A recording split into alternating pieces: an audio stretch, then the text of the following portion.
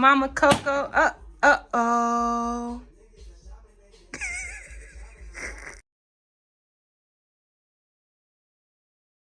Hello. Is it me you're looking for? Mic check 1 2 1 2. What's up, Badu family? Mama Badu is back with another video. So we're going to talk about postpartum depression. I'm going to get into what I experienced, my symptoms, what I did to even find out or how I found out, and my process of just, getting through it. Before I go into anything, I'm gonna need y'all to like and subscribe, because I'm not talking just to talk now. Like, I'm gonna need y'all to really ride this out with me. Join my journey, follow along with me.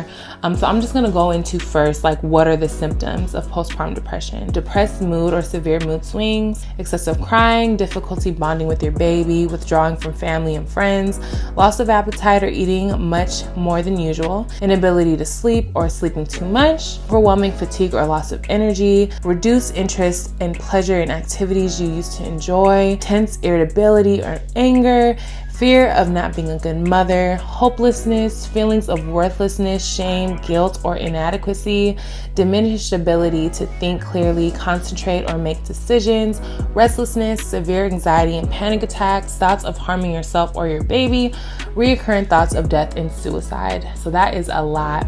And this is from Mayo Clinics. Real quick, I'm just going to read this part too. Postpartum depression may be mistaken for signs of baby blues, but the signs and symptoms are more intense and last longer and may eventually interfere with your ability to care for your baby and handle other daily tasks.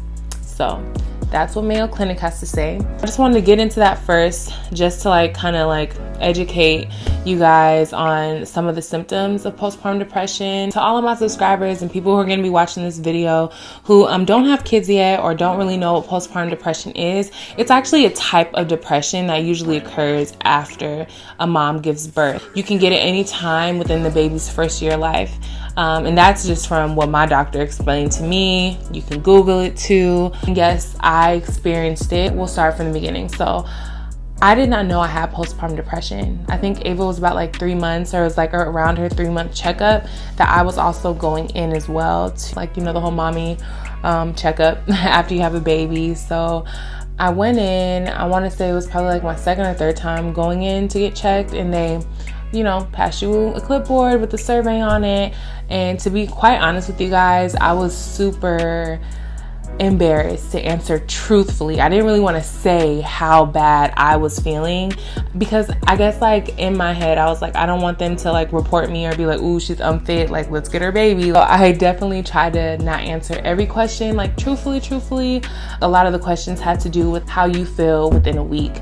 So it'll be how many times a week do you feel like you can't finish tasks that you want to do? Or how many times a week do you feel like you're not eating as much? Or do you feel like you're not sleeping as good? Or do you feel hopeless? Or you worry too much? So yeah, those are the type of questions they asked me after I did the survey. My doctor was we need to get you over to behavioral therapy. You scored super high. And I was embarrassed, you know what I mean? I was really kind of almost disappointed in myself. And it's so funny that I when I say this, I can't believe I really thought that about myself. I was a new mom during a pandemic. There was social injustices, there was fires, there was so much stuff going on when Ava was born. I don't even know why I was so hard on myself. But anyways, that's old news. So yeah, I was super hard on myself, super embarrassed about the survey, and also in getting help, because I just thought I can do it all. And I felt super weak as a mom and as a woman having postpartum depression, because you go on social media and I see all my mom friends killing it, working from home with multiple kids, and single moms doing it. I'm here's me. Oh my God, what's wrong with me? So I get scheduled to have my first behavioral therapy session. And before I go into it, I just want to say that I am an advocate for therapy. Do what you need to do to make yourself, or get the help that you need to make yourself a better you, right? But in doing so, the first step of helping yourself is finding someone that you can connect with in a way where you feel comfortable expressing yourself and that you feel like they're also going to help you. And I know I may get some backlash on this. This is just my personal opinion. I get that everyone, they go to school, they, get their degrees to specialize in this and should be able to relate to everyone. But in reality, people don't. And it's okay. To me, like I said, I just feel like it's important to be able to relate to who you're talking to. The therapist that they gave me at the time was an older woman, didn't have kids. And, and I feel like I needed that. At least that much, just so that they can relate to what I'm specifically going through. Guys, I just quickly want to get into what I was actually going through at that time. I realized I never really touched on the specifics of what I was feeling. So just really fast, I was feeling like a horrible mother. I felt like there was a period where I wasn't producing as much milk, Ava wasn't latching correctly, and of course, I felt like my job as her mother was to feed her and nurture her. And if I wasn't doing that, I was being a horrible mother. So on top of that stress that I was putting on myself in regards to feeding her, I was also not sleeping because I felt like if I were to sleep and something were to happen to her, I would never forgive myself. So no, I wasn't sleeping much. And of course, during the day, was I eating a lot? No. And of course, that also led to my milk production being low. So again, the cycle continues of just me feeling like I wasn't being a good mother. And then on top of that, the relationship that I've seen with her and Vic was just beautiful. And I felt like they were totally fine if I wasn't here. Not saying that I wanted to die, but I knew that if something were to happen to me, they would be fine. Why I was thinking like that, I have no idea. But that in turn led to more depression for me, especially when Vic went back to work and it was just me and Ava, on top of not talking to my friends, not going out because at the time it was COVID. So there was like a lot of just me and Ava, and because she's a baby, we're not talking. So a lot of just me and my thoughts, and I needed to get out of those thoughts and actually speak to someone and get the help that I needed because my thoughts were taking over to me to the point where I was literally having anxiety attacks. So just a little brief bit of what I was going through, but I just wanted to let you guys know. I went to maybe 2 sessions actually with her. I did not feel the connection I needed to kind of open up. I am an open book, but in regards to depression and how I was feeling, no, I don't really open up about stuff like that easily.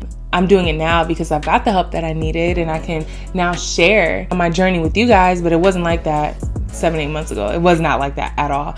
So yeah, from that, just so happened that because it was just spiking with COVID and the social injustices that so many people were requesting assistance from my provider, that they referred me over to a third party that they were using so that I can get weekly sessions. So got referred over there. I did make a special request that I wanted a woman of color and a mom to be assisting me.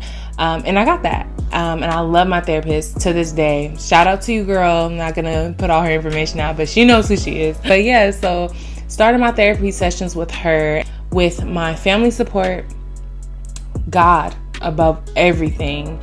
And then now this therapy, I felt like I had the tools that I needed to get on the right track, to return to work, to function normally, to feel a little bit more secure within myself and a little bit more just stronger. And I needed that. So I started going to therapy, and my therapist was literally giving me little assignments, articles to read. She gave me a lot of tools to use. She would literally text me links that would have a bunch of coping skills, how to breathe, count backwards, when I feel anxiety, what am I going to do? Think of a good place, reminders. And I was seeing her for about 3 months. I'm still seeing her. I don't know what I'm talking about. I'm still seeing her, but I went from seeing her once a week to bi-weekly to now it's almost every month. Once a month, I'll connect with her. And that's not because I don't have no issues, but it's because the tools that she gave me literally helped me, and I applied because I wanted the help. I wanted to get back to work. That was my goal because I have more goals. I love doing this YouTube thing and I love being home with Ava 100%, but I also have financial goals that I want to reach. I also have just personal goals within the profession that I'm in to reach. So yeah, that's kind of like my journey of what I went through, steps I took to get where I am now. And I know there's so many moms out there who are going through it right now, who don't know that they're going through it. Know the symptoms. And once you know the symptoms, go get the help that you need in any form, whether it's going to church, whether it's venting to friends, venting to family, talking to moms, signing up for mom groups, go online. Facebook has a bunch of them. Like, whatever you need for yourself, get the support that you need, because you're not alone. And I just want all my moms to know that. And I want to make this a conversation. I want to normalize this, because it seems like it's just like a burden to talk about, or it just seems like it's not talked about enough. I have never talked about this with any of my mom friends. No one's ever talked openly about this, and I want to make this an open conversation. So that's all I have for you guys today. Again, you guys, thank you so much for listening to my story.